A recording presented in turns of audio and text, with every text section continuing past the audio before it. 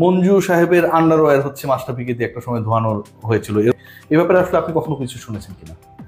আমি শুনেছি, আমি মাস্টার ভাইয়ের মুখে কয়েকবারই শুনেছি। বিসিবির কমিটি যে করেছেন ওখান থেকে তদন্ত যাই দেয়, যেই রিপোর্টই আসুক, আমি ওটারে বিশ্বাস করবো না। বিকজ আমার কাছে মনে হয় যে এখানে অনেক বড় চান্স আছে ইনফ্লুয়েন্স হওয়ার। বিকজ তারা নিজেরাই তো অবৈধ, তারা তো নিজেরাই যে বোর্ড ডিরেক্টররা বসে আছেন সবই তো অবৈধ, তারা নিজেও জানেন কিভাবে ইলেকশন করে আসছেন।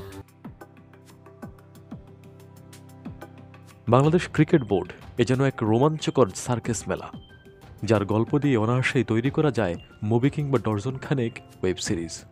কখনো নারী ক্রিকেটারদের শারীরিক নির্যাতন, কখনো যৌন হয়রানি, এমনকি কখনো নিজের পার্সোনাল কাপড় চোপড় পর্যন্ত ধুইয়ে নিতেন এখানকার দায়িত্বরতরা। বাংলাদেশ নারী দলের সাবেক অধিনায়ক জাহানারা আলমের শারীরিক নির্যাতন ও যৌন হয়রানির অভিযোগের পর এবার চাঞ্চল্যকর তথ্য উঠে আসলো সাংবাদিক রিয়াসাত আজিমকে দেওয়া এক সাক্ষাৎকারে দেশসেরা ওপেনার তামিম ইকবালের মুখ থেকে। দল মত নির্বিশেষে বাংলাদেশের মানুষের কাছে দেশের সর্বকালের সেরা অধিনায়ক মাশরাফি বিন মুর্তজা, অথচ এমন একজন মহান খেলোয়াড়ও রক্ষা পায়নি মঞ্জুর অত্যাচার থেকে। তামিম ইকবাল জানান, শুধু মহিলা ক্রিকেটারই নয় বরং পুরুষ ক্রিকেটারদের সাথেও এমনই অত্যাচার করেছিলেন সাবেক তথাকথিত কোচ মঞ্জুর আলম মঞ্জু। তিনি বলেন, মাশরাফি বিন মুর্তজাকে দিয়েও মঞ্জুর আলম মঞ্জু তিনার পার্সোনাল জামাকাপড় ধুইয়ে নিতেন।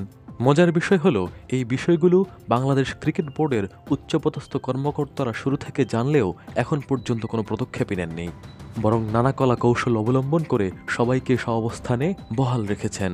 এই যেন একই মুদ্রার এপিটোপিট। উক্ত সাক্ষাৎকারে তামিম ইকবাল আরও বলেন, অবৈধ পন্থায় যারাই ক্রিকেট বোর্ডের দায়িত্বপ্রাপ্ত হয়েছেন তারাই এ সমস্ত অবৈধ কার্যকলাপকে প্রশ্রয় দিয়েছেন, নিজেদের অবস্থানকে শক্ত করে নিয়েছেন, যার ফলশ্রুতিতে ক্রিকেট বোর্ড তৈরি হয়েছে একটি অবৈধ বোর্ডে।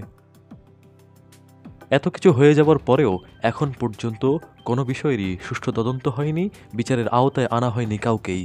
অথচ যখনই বলা হয়, যখনই প্রতিবাদ করা হয়, তখনই তার কেরিয়ারকেই থামিয়ে দেওয়া হয়, হোক সেই যে কোনো দলের ক্রিকেটার, যে কোনো পজিশনের ক্রিকেটার। এভাবেই চলছে দিনের পর দিন, মাসের পর মাস কিংবা বছরের পর বছর।